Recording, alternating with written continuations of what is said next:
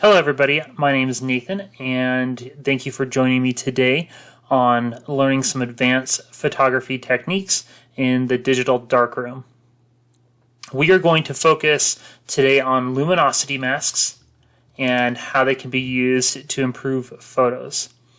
First I'm going to do kind of some of my standard edits that I might do with my photos, so we're not going to focus on these adjustments, but I'm going to do that real quick. I use the levels because I like the results I get out of it.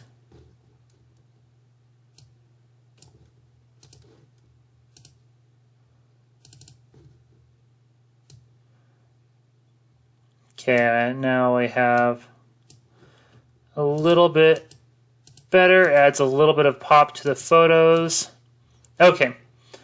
Now it's time to do luminosity masking. Things I want to do. I have my interesting flowers right here in the center that I want to draw your attention to. The way I'm going to do that, I'm going to try to use these leading line branches to bring the people's eye to this spot. So we see we have all these kind of spiraling branches around this image. And I'm going to see if I can darken some of these areas in the background, because right now the brightest highlights are the things that are going to draw your attention.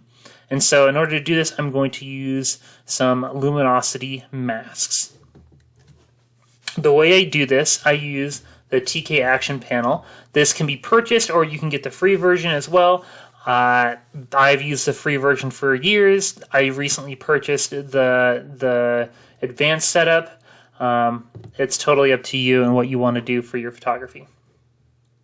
Okay, so first I want to see my channels, which is seen here, and my masks. Here, let me get rid of these ones because we don't need these at the moment. Okay, so my layers. It doesn't really matter which layer is selected, but we can select this layer. And then we're going to go over here to channels, and then we're going to click on my rapid mask. My rapid mask gives me a mask that shows the areas that are going to be selected. The areas that are selected are going to be brighter or closer to white, and the areas that are not going to be selected are going to be turned closer to black. And so this has the most liberal selecting, so it selects the most, but I think I want a little bit more advanced control here, so I am going to go the next lower down. And so now we see within this image, we have just the top of the branches are going to be positively affected by whatever I do there. And so I wanted this mask. So in order to select this mask, I push Control on the keyboard and I click on the image, and I go back over here and I click. Okay, so the little marching ants, that's what these lines are called, are now selected. But when I'm doing my photo editing, I don't want to deal with them. They're going to be in the way, make it hard to see. So I push Control H, and that makes it so the marching ants disappear. They're still selected. If I push Control H again, they reappear, Control H again, and they disappear. And so I want this image, I want to just affect this top area. And so my opacity, it determines how bright and how dark this is going to be, or how much is applied. And I'm going to turn it really low. I usually do either between 20 and 10, and sometimes even lower. And we're just going to, it's a little bit of a guessing game to figure out what you want. And I'm going to zoom in here, and I'm going to just try to focus on these branches.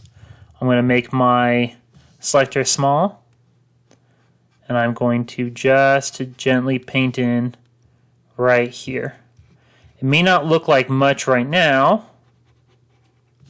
but when I click on and off, you can see how it was just this touch of light added. And that's what we're really trying to do, is these very soft adjustments that will help bring the eye in while still being very subtle. I'm going to paint in on top of this branch here, paint on top of that branch, paint on top of that branch. Try to get this selection in here. I think I need a little bit brighter. This is one thing I did forget. I wanted to switch, instead of to normal, I want to be on overlay. That's what I want. I messed up that. And so we're going to paint right here. We're going to go right there. Okay, now let's zoom out. And so the difference between that and this, very subtle, but it's added a little bit of highlights to the top of all these plants here. I'm going to add a little bit more there, a little bit more there, and a little bit more here. I want this to be actively drawn in here. Okay, and I have a little bit too much highlights here, so I am going to go like this, and I'm going to darken that just a little. And I'm going to darken that just a little so it's not on the edge. I need to be able to see that a little bit clearer. And the reason why I could do that, because my channel, if you remember, my rapid mask looks like this, and it's still selected that area. And so if I gently select that area and paint on it with now black instead of white, it'll get darker instead of lighter. Okay, so that was my first basic adjustment to this image. Now I'm going to create a new layer, and I don't like how bright this is back here, and I want that to get darker. And so I want to come back over here. Let's see if that, I think I can still use my rapid mask 2. I'm going to push Control and click on that again. And I'm going to bring this back over to here, and I'm going to do back to overlay, Control H to hide, and then I'm going to use, okay, brush size, okay. Here I'm using a Wacom tablet right now, and sometimes the brush size doesn't want to adjust, and that is just due to a bug that happens within Photoshop. I'm not sure why, but it is. So I'm going to now darken this area right here so this area stands out a little bit more. And so I'm going to select all my bright highlights, and I'm going to paint over them with a little bit of black. And the layer has been set to overlay, and so it will be very subtle with what I'm doing here. Make this a little bit smaller.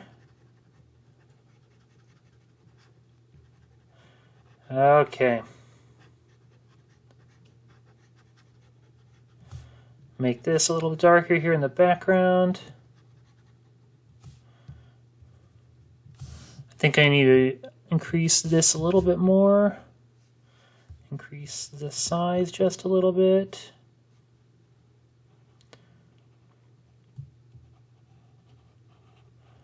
Okay, now we are working our way down and making all of these bright highlights a little bit darker to make it so they fade a little bit more into the background.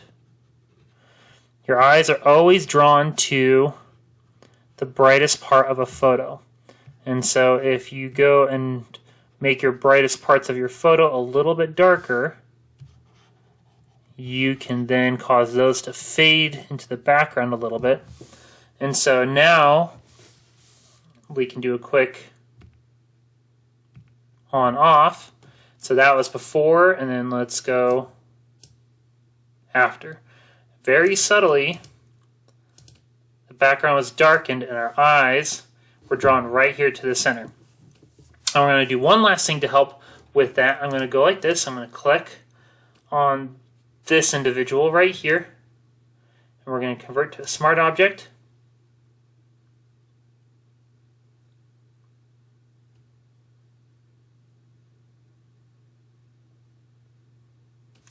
Then we're going to make a copy, Control J. Control Z, Control Z. Control J. Control Z. That's right, I still have my layer selected. So Control J. There we go. We're going to make you into a smart object, because then I don't have to mess with my background.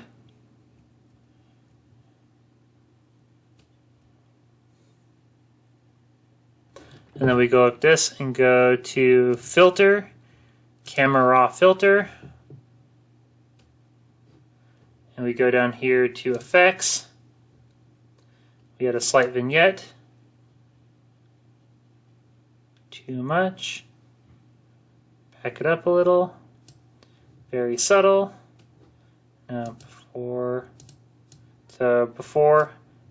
Before, after, push OK. And there we go.